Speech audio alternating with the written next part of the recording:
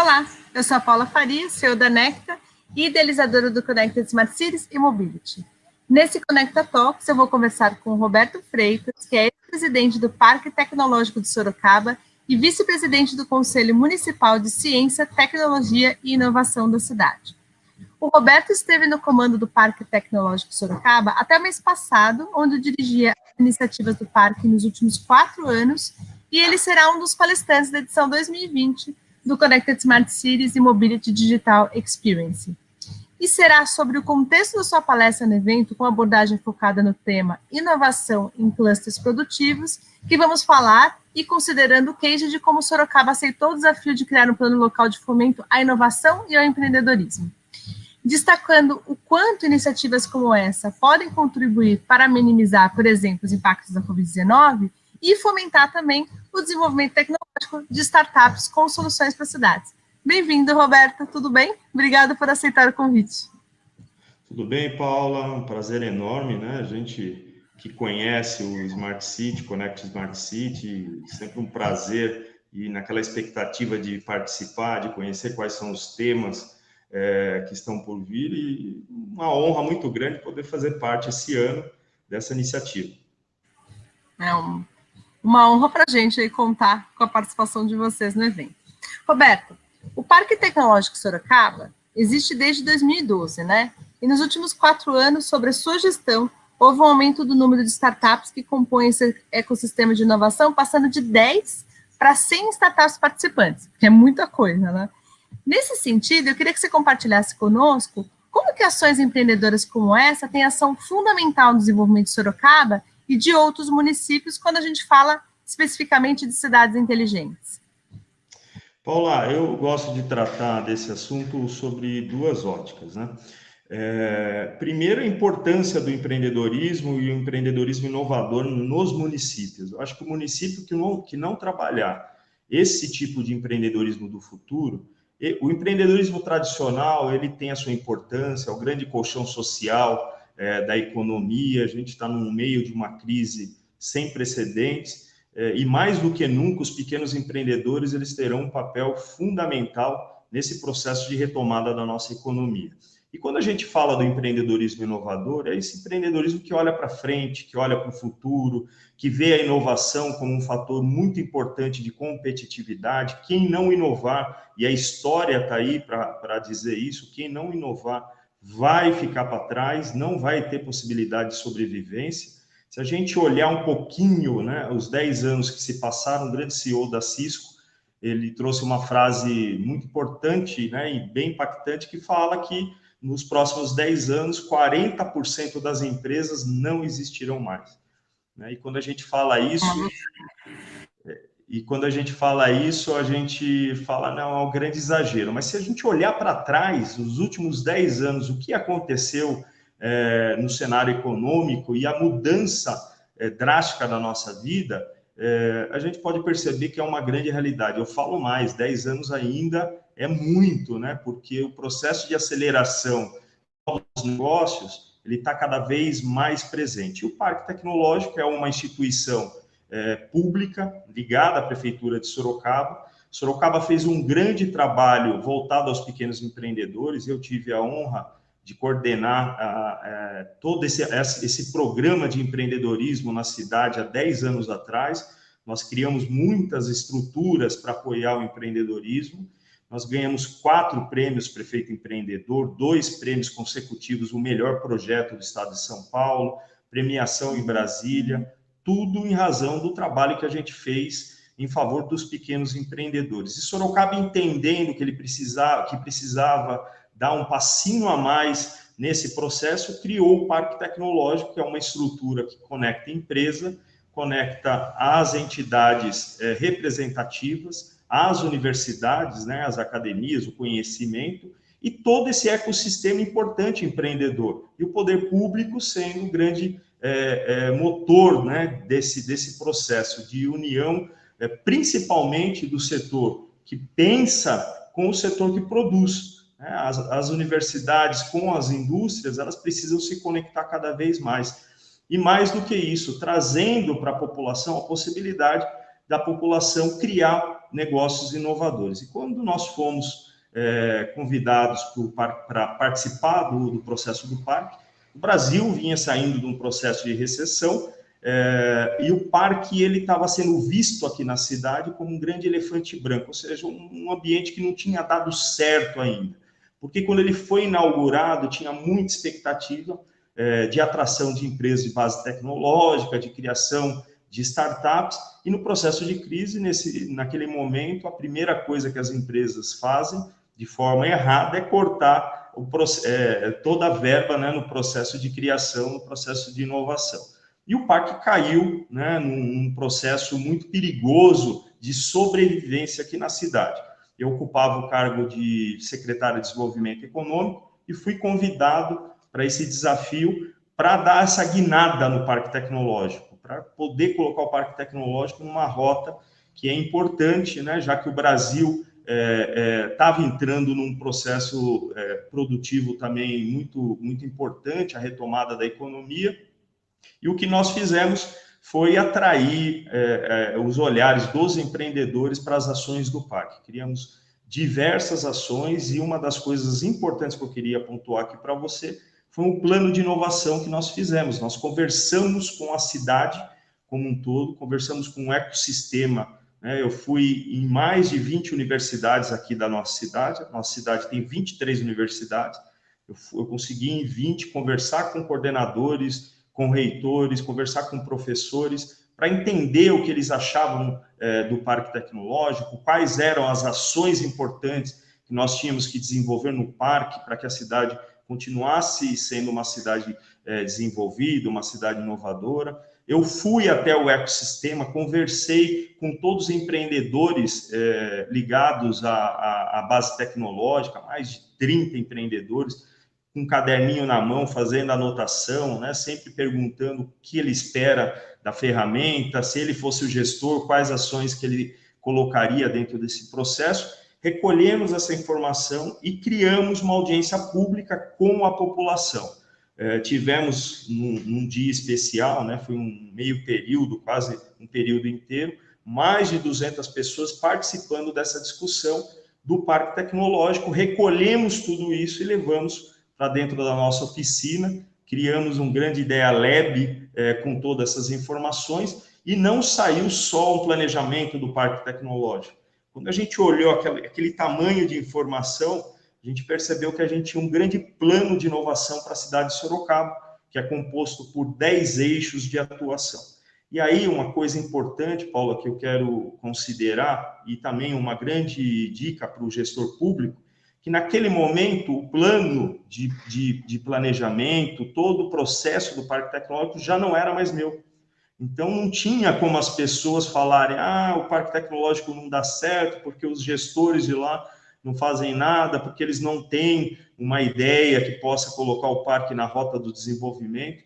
Porque todas as pessoas começavam a falar isso, eu falo, olha, o plano não é meu, né? O plano é de um grupo pensante da cidade, formado por universidades, formado pelas empresas de base tecnológica, formado pelas entidades de fomento aqui, SEBRAE, SENAI, CIESP, SESI, né? E aí por aí vai, Associação Comercial, eles que criaram o planejamento, e eu simplesmente estou cumprindo um planejamento que foi traçado por um grupo que está pensando numa Sorocaba. E o programa não tinha como dar errado, né? Um programa que você envolve esse tamanho de pessoas, deu muito certo, e a gente conseguiu dar uma grande guinada no Parque Tecnológico. Passaram pelo parque em 4 ou 3 anos e meio, Paulo, mais de 200 startups, né?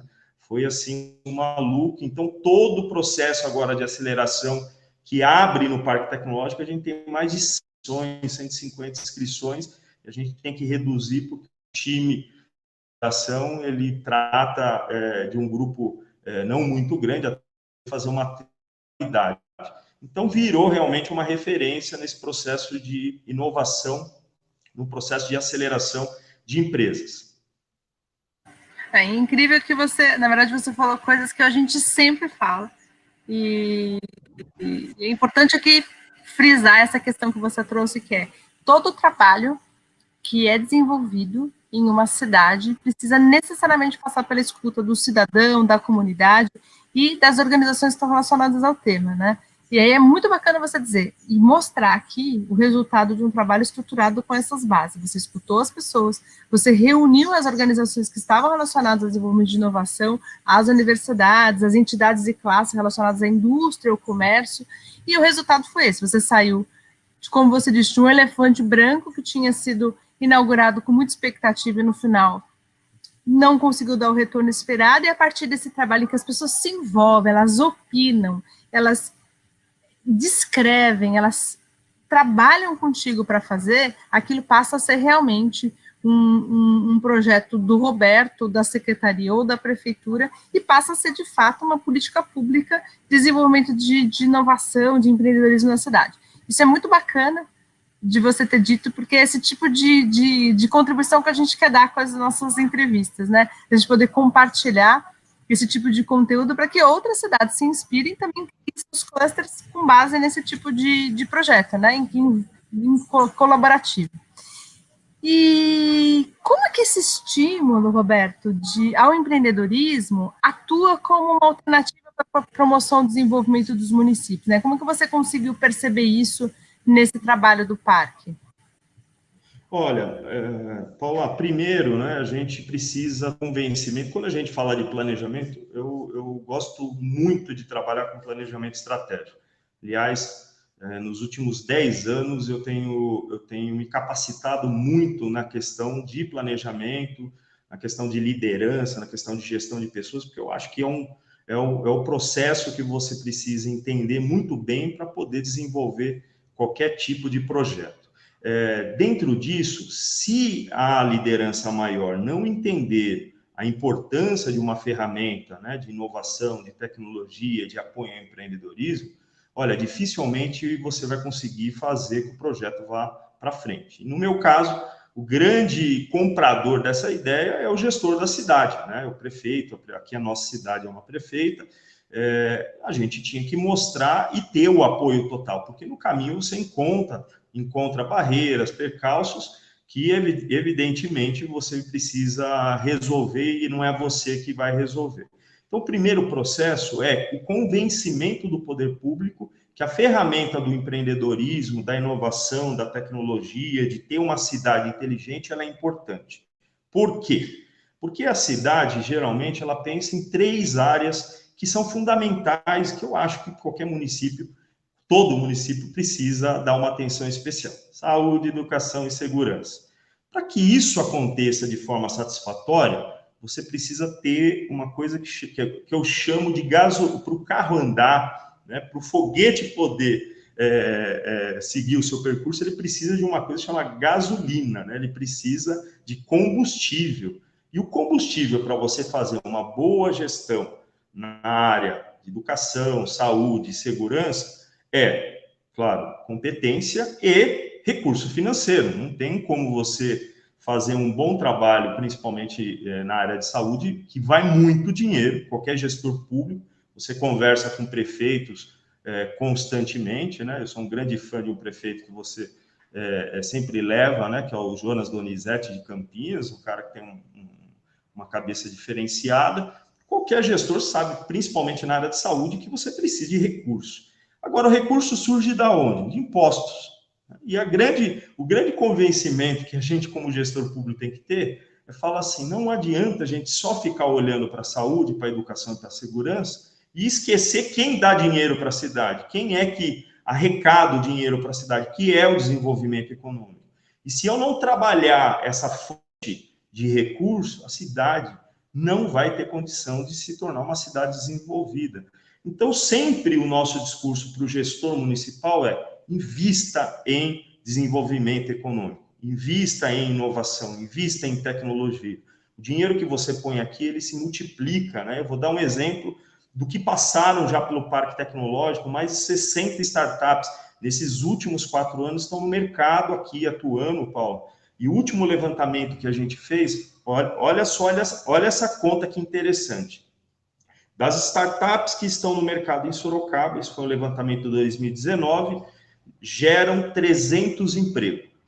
300 empregos de qualidade, não é emprego qualquer. Uma coisa é o país está crescendo de uma forma qualquer, como a gente viu crescer lá no passado, e outra coisa é o país, o território, a cidade, o estado crescer de forma sustentável, né? É salário bom, é pessoas, geração de emprego que vai fazer com que o dinheiro circule na cidade.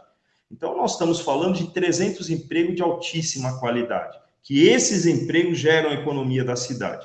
É a pessoa que ganha o seu salário, que contrata um prestador de serviço, que leva o seu cachorro num pet, que vai num restaurante, que faz a economia da cidade, no final das contas, e a gente está vendo isso, quanto faz falta esse dinheiro estar circulando na economia, quanto faz falta as pessoas irem eu vou dar o nome de economia criativa, né, de participarem da economia criativa da cidade, restaurantes, shows, bares, enfim, quanto isso impacta na economia dos municípios. Então, se você faz um bom trabalho e consegue colocar empresas dentro de um processo de desenvolvimento econômico, você gera a economia, você gira a economia do município. 300 empregos de qualidade. O que essas empresas arrecadam no município? 300 milhões. O que gera de imposto para o município? Mais do que eu recebo como orçamento do Parque Tecnológico. Ou seja, eu crio startup, coloco no mercado, isso daí gera emprego e só os impostos dessas empresas pagam aquilo que eu recebo como investimento para tocar todo o projeto, todos os processos, todas as ações do Parque Tecnológico. Então, todas as vezes que eu vou numa Câmara Municipal, sou questionado por vereadores, sou questionado por agentes políticos que estão na sua função, falar, mas que o parque tem dado para a cidade? Olha, o parque já se paga hoje, né? Só de impostos que o parque recebe das empresas que ele criou, praticamente já está pago. Então, esse é um processo muito importante que os gestores públicos precisam entender e a população também. O segundo ponto importante é que quando eu fomento o empreendedorismo, eu tiro agora a visão do poder público e agora eu quero colocar a visão no munícipe, eu realizo o sonho. Né? Quando eu crio empreendedores, eu estou dando oportunidade para essa pessoa se tornar uma pessoa realizada na vida. Quantas pessoas querem ter a sua empresa, quer criar o seu negócio e não tem condições porque não sabe por onde começar. E é normal. Eu costumo dizer que o cemitério é o local mais rico de qualquer cidade, de qualquer território, porque lá morrem ideias, lá vão ideias, projetos, empresas, vão sonhos que as pessoas não tiram da cabeça e levam para o túmulo isso. Eu brinco que se o Mark Zuckerberg tivesse, puxa, que eu quero criar uma rede social, eu quero criar, mas eu não sei, e escutasse, né, aqueles ladrões de sonhos, ladrões de alegria da vida, ele ia levar o Facebook para o cemitério e com certeza ia deixar o cemitério mais rico. O que nós fazemos você tem um sonho, você quer montar sua empresa, eu tenho a fórmula para que essa empresa dê certo. Aí a gente coloca essas propostas dentro de uma trilha, que a gente chama da aceleração lá no Parque Tecnológico, para que atualmente, por exemplo, Paulo, mesmo na pandemia, nós estamos com 85 startups rodando um processo de aceleração lá, tudo de forma online. Descobrimos ainda que esses empreendedores, muitos deles não precisam nem ir para o parque, viu? Eles estão passando por um processo de aceleração online e, diga-se de passagem, a presença online está maior do que a presença física. Nós estamos com mais de 90% de aproveitamento do conteúdo de aceleração do que a gente tinha antes da pandemia. As descobertas que a pandemia está proporcionando para a gente, né? Essa aceleração digital, essa história que você falou da Cisco lá atrás, que as empresas consumia, né? A tecnologia, ela está transformando tão rapidamente a questão do desenvolvimento das empresas que realmente essa é uma realidade. E a pandemia acelerou também. Mas bacana saber que essa questão que você contou, você fez um planejamento, você conseguiu desenvolver o ecossistema de inovação e empreendedorismo, e esse ecossistema já se paga, já gera empregos e já gera oportunidades, e mais do que isso, além de gerar economia, também cria um ambiente que atrai cada vez mais empreendedores, por isso que essa questão de você criar esse ambiente de empreendedorismo já é sabido que faz com que a tendência é aumentar na medida que você continua apoiando. Então, certamente é um trabalho a ser replicado. Agora, mudando um pouco de assunto aí da questão do empreendedorismo, eu queria trazer essa questão desses investimentos e qual foi a importância em um cenário de pandemia como que a gente está vivendo com a Covid, né? Como foram os reflexos positivos e como é que você pode mensurar esses reflexos com relação à Covid-19? E aí também, se você já puder me contar uma coisa que eu queria saber aí, quais são as iniciativas do parque e como elas vêm sendo utilizadas para minimizar os efeitos da pandemia e como que o projeto do respirador com baixo custo, Telecorona, e o serviço de apoio psicológico e a fabricação de máscaras foi desenvolvido aí. Então, eu queria que você me contasse um pouquinho, no contexto da Covid, essas iniciativas e como que o parque foi importante para isso. Bom, eu brinco que essa situação que nós estamos passando, né, da pandemia, eu lembro que meu pai tinha um carro, um Fusquinha lá, e toda vez que ele ia ligar o carro, às vezes a bateria dava uma segurada, né? E demorava um pouquinho para essa bateria pegar e o carro sair. E logo ele falava o seguinte, Paula, essa bateria daqui a pouco vai me deixar na mão, né? Eu preciso trocar essa bateria. E se você não fosse uma pessoa proativa de ir lá trocar, deixava realmente na mão, né? Mas a gente sabia que em qualquer momento isso ia acontecer. Atualmente, os carros que nós temos, né, ele não tem mais isso, né? Tudo elétrico, não tem mais aquele barulhinho que você sabe que vai ter um problema lá no futuro. Hoje, você bateu, se a bateria tá boa, vai pegar, e se ela não tiver boa, você vai ficar na mão. E a pandemia entrou justamente nesse cenário, né? Quando a gente percebeu, meu Deus do céu, escutávamos alguma coisinha, foi muito rápido e a gente ficou na mão. E o que fazer, já que no início virou um pânico muito grande, que as pessoas não queriam sair, com toda a razão, né? Tudo novo na nossa vida. Acredito que o Connect Smart City encontrou o mesmo desafio. O que a gente vai fazer agora? Chamamos as startups, né? Temos ali o nosso ecossistema já formado, grupos e tudo mais.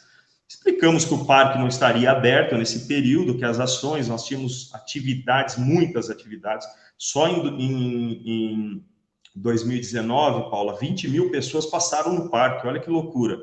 E esse ano a gente estava com uma expectativa também desse tamanho, né? De palestras, de eventos, a gente leva os melhores palestrantes do Brasil para trazer informações importantes para a população lá no parque, fora as oficinas, o Fab Lab, a Escola de Economia Criativa, enfim, todas as atividades. A gente teve que recuar de tudo isso daí e falar o que a gente pode fazer. E aos poucos, o interessante, Paulo, que eu fiquei assim meio perdido, o que a gente pode fazer.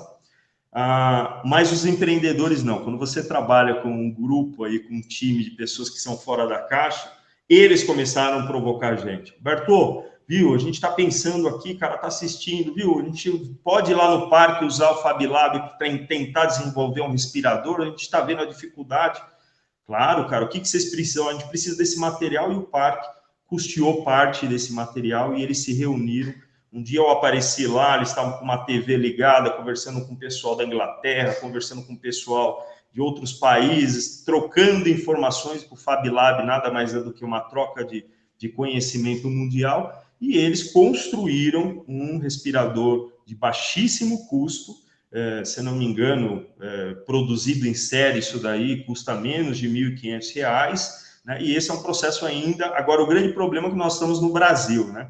O respirador foi validado, os hospitais vieram aqui, os médicos, os hospitais encaminharam os médicos aqui para fazer essa validação, e depois isso daí cai na Anvisa, e aí o negócio é um pouquinho mais pesado.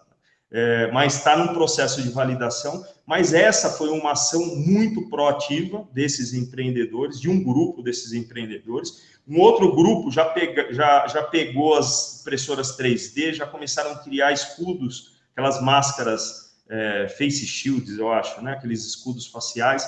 Foram 18 mil máscaras produzidas no Parque Tecnológico e distribuídas para os hospitais, tanto público como particular, gratuitamente, para a população que tem atendimento, né, o seu empreendimento que ficou aberto como essencial, nós entregamos, e para a região de Sorocaba inteira, 18 mil máscaras aproximadamente, construímos um respirador, e os programadores se reuniram e procuraram o poder público. Eu organizei algumas reuniões, e eles construíram 3 programas. Um que é o atendimento do telecorona, que é a população ligando, né, falando algum tipo de problema, se ele está com problema ou alguma dúvida, e por trás o pessoal da saúde dando todo o atendimento. Só que o pessoal da saúde é um público extremamente demandado nesse momento.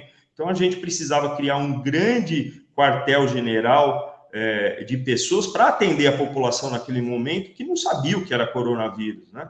Que estava com dúvida, qualquer tipo de sintoma já ficava desesperado ligando. Então, nós criamos aqui em Sorocaba um grupo que é formado por médicos, enfermeiros e 50% de servidores. Só que esses servidores, eles precisavam ter informações importantes para poder passar de forma correta, já que ele não é da área da saúde. E os médicos, enfermeiros, construíram esse programa junto conosco. Então, esse sistema, ele dá condição de qualquer pessoa, né, em poucas horas, fazer uma série de perguntas, anotação, colocar o nome, cria mapa de calor, aonde está mais complicado, aonde as pessoas estão com mais sintomas, e isso daí gera dados para que o município possa tomar decisões assertivas, né? Então, ações como essas foram desenvolvidas dentro do Parque Tecnológico, que um programa também importante, nós criamos aqui um programa social de atendimento às famílias carentes. E o programa de atendimento à população, mais de 20 mil pessoas receberam cesta básica do governo.